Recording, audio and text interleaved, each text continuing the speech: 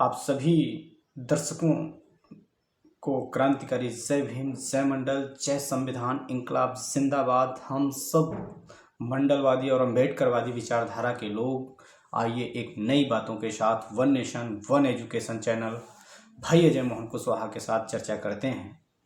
साथियों, 2024 लोकसभा चुनाव को लेकर के राजनीतिक सरगर्मियों में लखनऊ के गलियारों से, दिल्ली की गलियारों से जो हवा बनती है, उसके आधार पर आइए हम आप लोगों के बीच में पुनः एक चर्चा करने जा रहे हैं ओवैसुद्दीन ओवैसी साहब का, जिनकी पार्टी AIMIM ओवैसी साहब की ये पार्टी है। और जैसा कि इनके कुछ सांसद और विधायक आपके महाराष्ट्र, गुजरात, तमाम जगहों पर बने हुए हैं और उत्तर प्रदेश में भी राजनीति की जमीन टटोलते हुए हाथ पैर मार रहे हैं। तो मैं बात कर रहा हूं ओवैसी साहब की। एक अच्छे वक्ता हैं, एक अच्छे राजनीतिज्ञ हैं और अपनी बात को दमदारी से रखते हैं। सामाजिक और इंसानियत APJ अब्दुल कलाम की तरह उनके विचारों को पढ़ करके, तमाम मुस्लिमीन जातियों को पढ़ करके अपने हक और हुकूमत के लिए, अल्पसंख्यक समाज के अधिकार के लिए हमेशा लड़ा करते हैं। अब आ जाइए राजनीति के गलियारों में। हम उत्तर प्रदेश से हैं तो हम लोकसभा चुनाव की चर्चा अगर कर रहे हैं तो उत्तर प्रदेश के ही राज्य की करेंगे, क्योंकि संपूर्ण जानकारी यहाँ से हमें मिलती है लखनऊ राजधानी से और प्रयागराज जैसे शहर से हूँ। तो कहने का तात्पर्य कि लोकसभा 2024 इलेक्शन आपके सर पे है और सारे नेता, सारी पार्टियां पूर्णतः लग चुकी हैं। और मैं आप सबको बता दूं, इसी बीच AIMIM ओवैसी की पार्टी उत्तर प्रदेश में 7 सीटों पर भी चुनाव लड़ाने जा रही अपने प्रत्याशियों को। अब सोचिए, मुस्लिम समाज जहां एक तरफ सपा से काफी समय से जुड़ा हुआ है, चाहे रामपुर के आजम खां हों, चाहे जहां के मुस्लिम भाई हों, सपा से आज से नहीं, माननीय धरती पुत्र स्वर्गीय मुलायम सिंह यादव के साथ कंधे से कंधा मिलाकर तमाम जो नेता हैं आप देखेंगे जुड़े हुए हैं। तो कहने का तात्पर्य, अब ओवैसी साहब ने ऐसी सीटों का चयन किया है जहां पर समाजवादियों के परिवार के लोग विशेष रूप से लड़ रहे हैं। भाई, जहां पर मुस्लिम बाहुल्य क्षेत्र है, ओवैसी साहब अगर एक जाति के आधार पर आएंगे तो जीतेंगे, नहीं तो वोट तो काटेंगे ही। क्योंकि मुस्लिमों में एक अच्छी तादाद में अपने भाई के लिए खड़े होने के लिए उनके अंदर एक गट्स है, उनकी एक अच्छी पैठ है। तो कहने का तात्पर्य साथियों, अगर इंडिया अलायंस गठबंधन में उनका कहना है, उनके प्रवक्ता का, कि इंडिया अलायंस गठबंधन में हमें किसी प्रकार कोई जगह नहीं दी जा रही है, तो भाई हमको चुनाव लड़ना है AIMIM से। ओवैसी साहब अपने प्रत्याशियों को भाई चुनाव लड़ाएंगे। एक लोकतांत्रिक देश में एक स्वतंत्र इंसान कहीं से भी इस लोकतंत्र में चुनाव लड़ सकता है, कोई किसी को रोक नहीं सकता। लेकिन यहां सवाल खड़ा होता है उन 7 सीटों पर।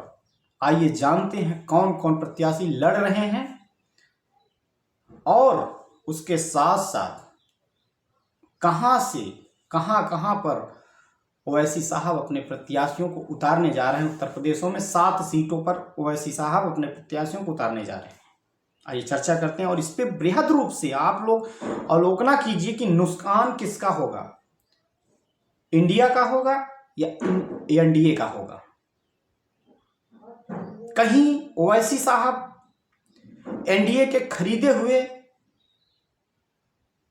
भेजे गए दूत तो नहीं हैं।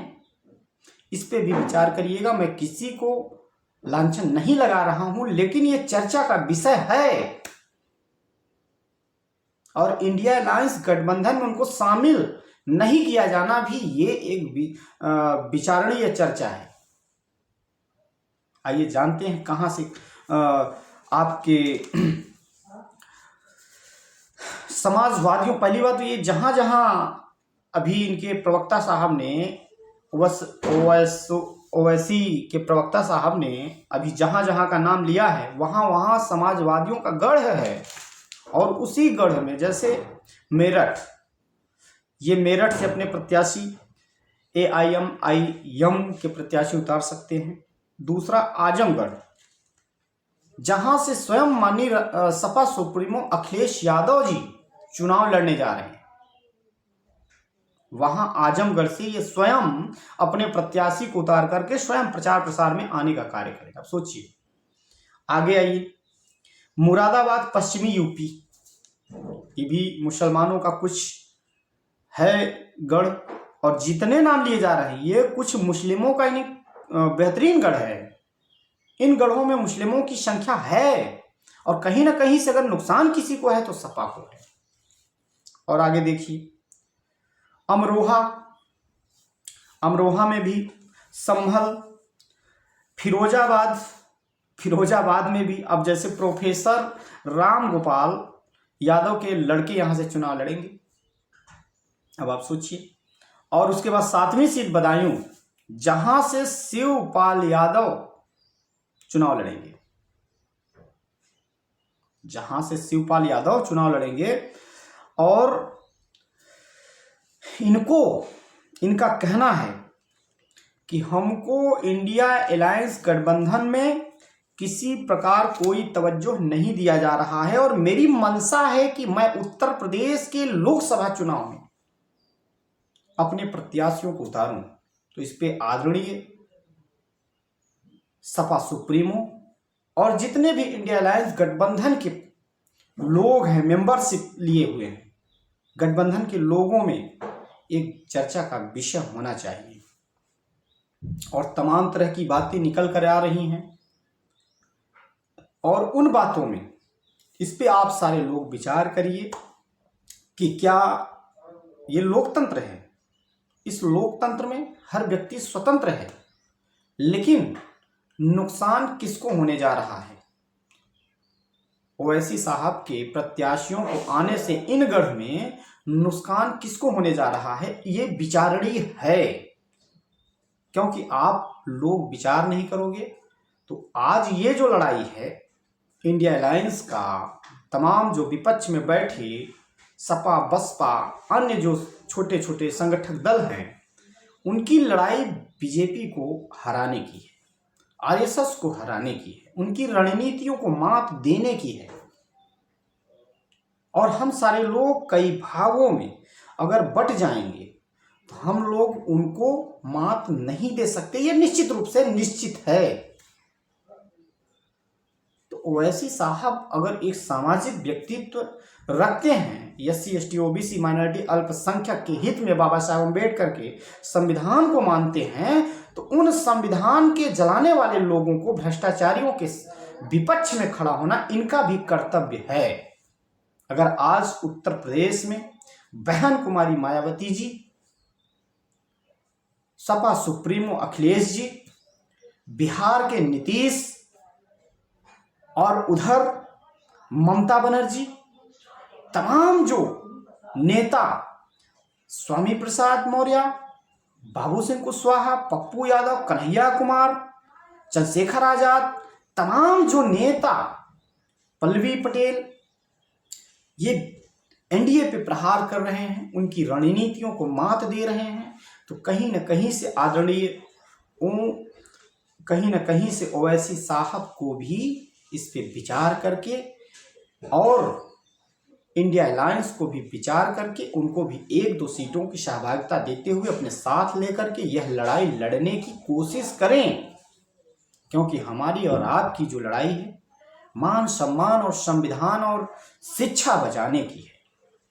तो आइए हम सब लोग इस लोकतंत्र को बचाने के लिए पहली बात, ईवीएम के खिलाफ खड़े होते हैं, ईवीएम का बहिष्कार करते हुए, लोकतंत्र को बचाते हुए शिक्षा और संविधान की लड़ाई लड़ने का कार्य करते हैं। आप सभी दर्शकों ने मेरी बातों को सुना। अगर आप लोगों ने यहाँ तक सुना, मुझे विचार अच्छे लगे हों तो इस विचार को जन जन तक भी ले जाने का कार्य करिएगा और चैनल से जुड़िए और अन्य लोगों को भी जोड़ने का कार्य करें। आप ऐसे दर्शकों का मैं तहे दिल से हार्दिक स्वागत अभिनंदन करता हूं जो हमारे विचारों को आप लोग सुनते हैं और समझते हैं, मेरा मार्गदर्शन करते हैं लाइक कमेंट के माध्यम से। और अगले वीडियो में फिर नए विचारों के साथ मिलते हैं। तब तक के लिए क्रांतिकारी जय भीम, जय मंडल, जय संविधान, इंकलाब जिंदाबाद।